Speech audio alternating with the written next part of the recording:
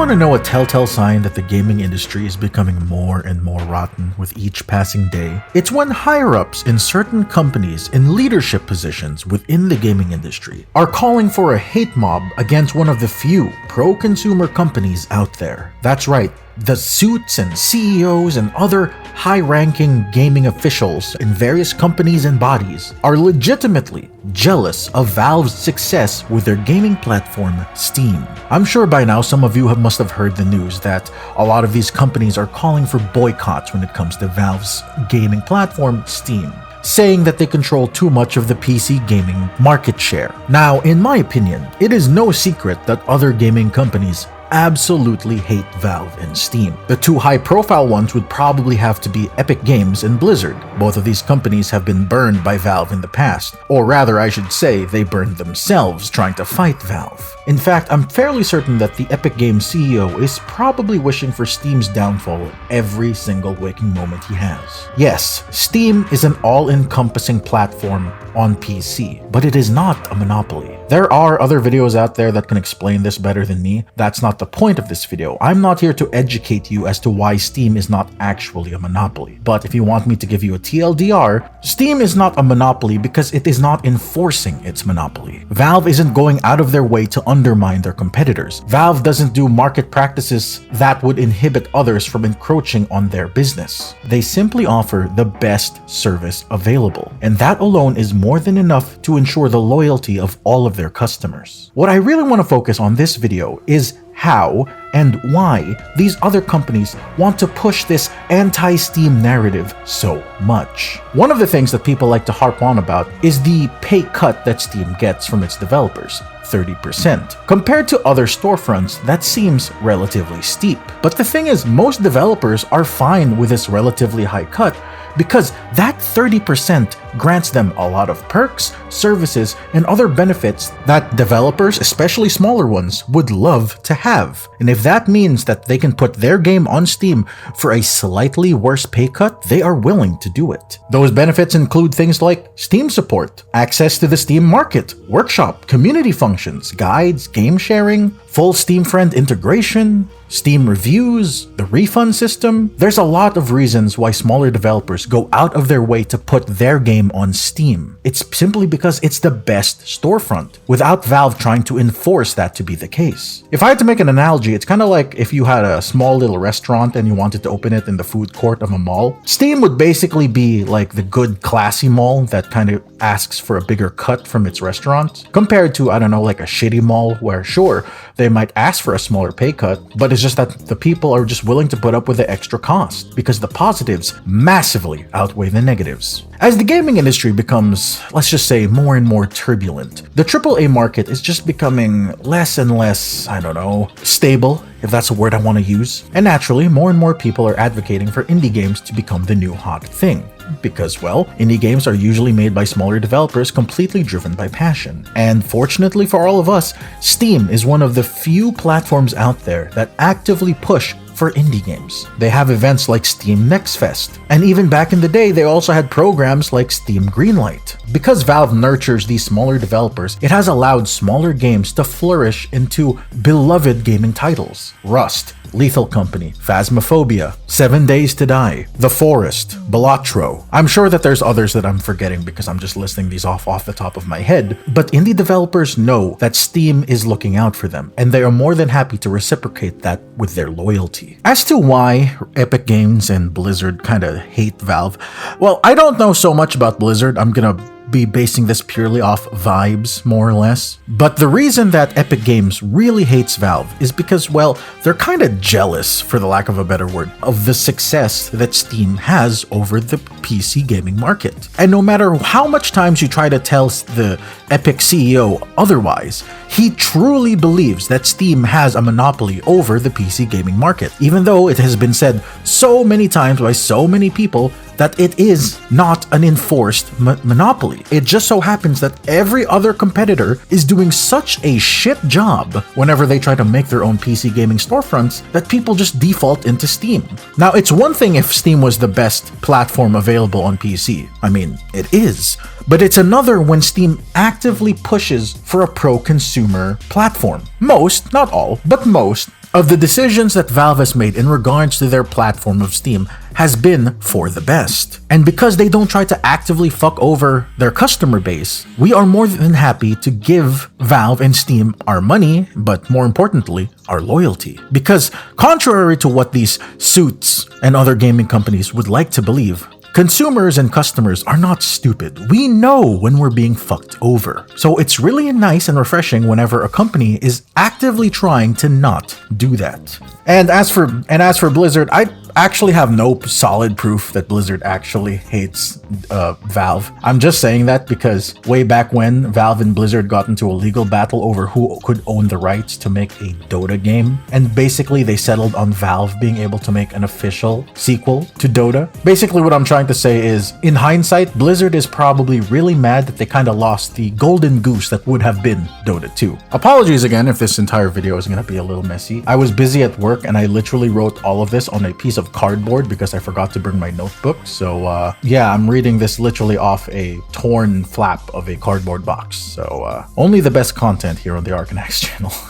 I also want to bring up the topic of exclusives, because they sell. Why do you think the console wars happened and the gaming storefront wars are probably gonna happen soon? But nowadays, the age of exclusives are just kinda over. We have Halo on PlayStation now. PlayStation games are now on PC. Bethesda, Ubisoft, EA, and Amazon all failed at making their own versions of PC game storefronts because they were just bad. They were so bad that even their so-called exclusive games, like in the case of EA trying to keep their games away from Steam, same with Blizzard, they eventually capitulated and just ended up putting their games on Steam anyway, because they realized that no matter how much their game might be good, spoiler alert, their games are usually not that good, but they usually think that their game might be good enough that people will just stick to their inferior gaming storefront. They won't. If it's not on Steam, people are not gonna want to get it. When it comes to PC storefronts, the only worthy competitors to Steam are the Epic Game Store and Good Old Games. And the Epic Game Store uses a ton of monopolistic tactics in order to try to manhandle as much of this market share that they possibly can from Valve. Spoiler alert, they're not succeeding.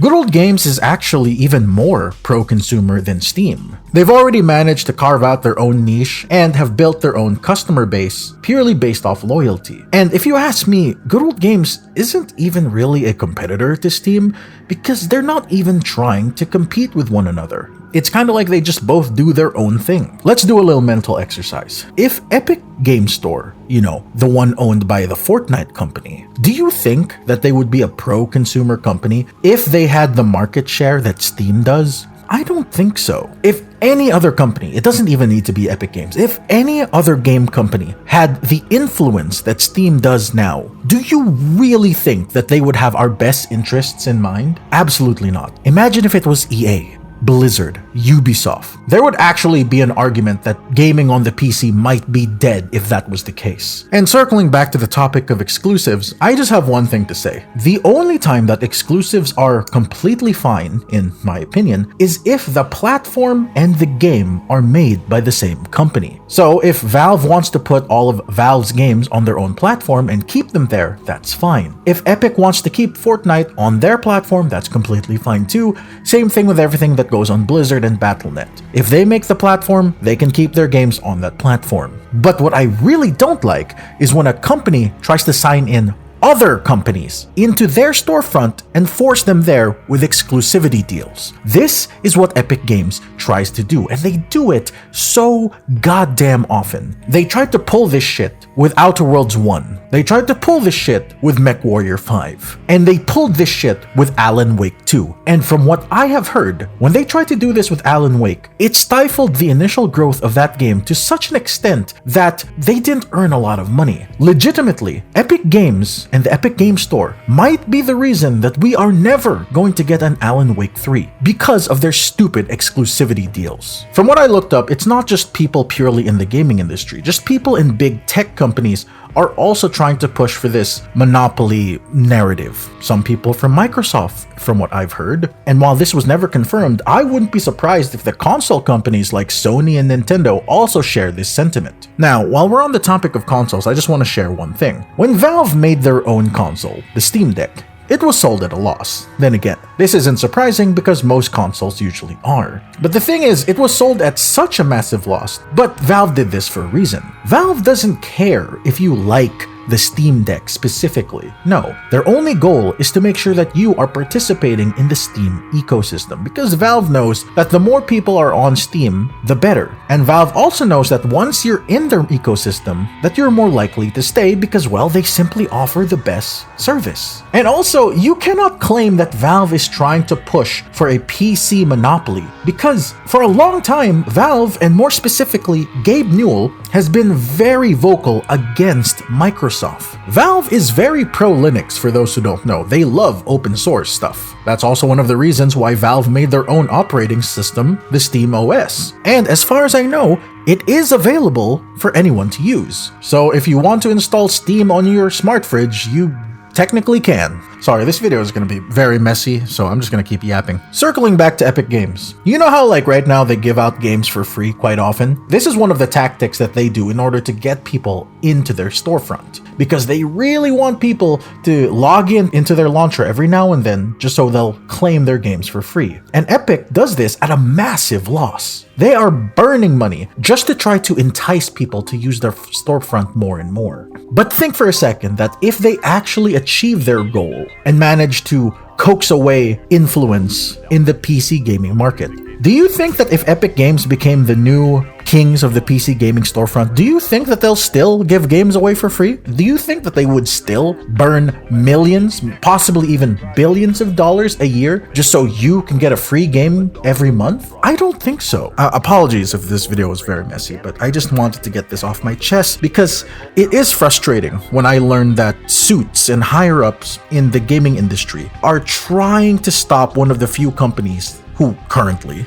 right now, are not trying to fuck us over. It's just frustrating because the gaming industry right now, more than any other time in the past before, so many people in leadership positions in the gaming industry are people who have never played video games in their lives. Think about that for a second.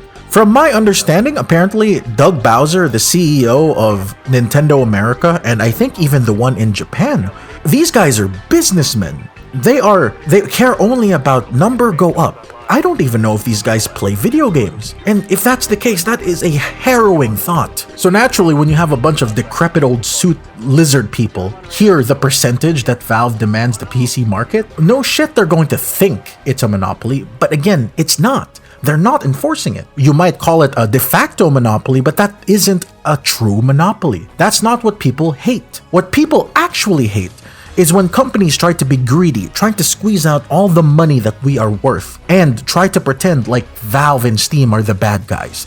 That is what we hate. And it's just frustrating that that's the case. Listen, I know that I call myself the Valve guy, and obviously this video is gonna come off as extremely biased towards Valve. Well, duh, no shit. They've kinda earned my loyalty. But at the same time, I'm not blind. If one day Valve decides to go public or something, or maybe there's a massive shift in how they conduct themselves, if Valve starts doing the shitty practices that companies like EA, Ubisoft, Microsoft, God knows what, if they start doing these practices, I will gladly and happily call it out. But until that day, they do have my loyalty, and I am not afraid to give it to them. But I am not so blind as to blindly follow everything that they do. Valve isn't perfect. They've done a lot of stupid shit in the past. But on balance, compared to every other gigantic gaming company out there, they are still the ones who, for the most part, have our best interests in mind. No, Valve is not a monopoly. Steam is not a monopoly. And I genuinely get annoyed whenever I hear this sentiment parroted by others, because I truly believe that if there was a culprit to someone spreading this misinformation bullshit, it is the corporate branch of other gaming companies, and that is just insane to me. Anyway, I'll stop rambling now. Thanks for watching, Internet Wanderer. I know this video is very messy compared to my other videos, but I just wanted to get this off my chest. Thanks for watching. Do the YouTube things.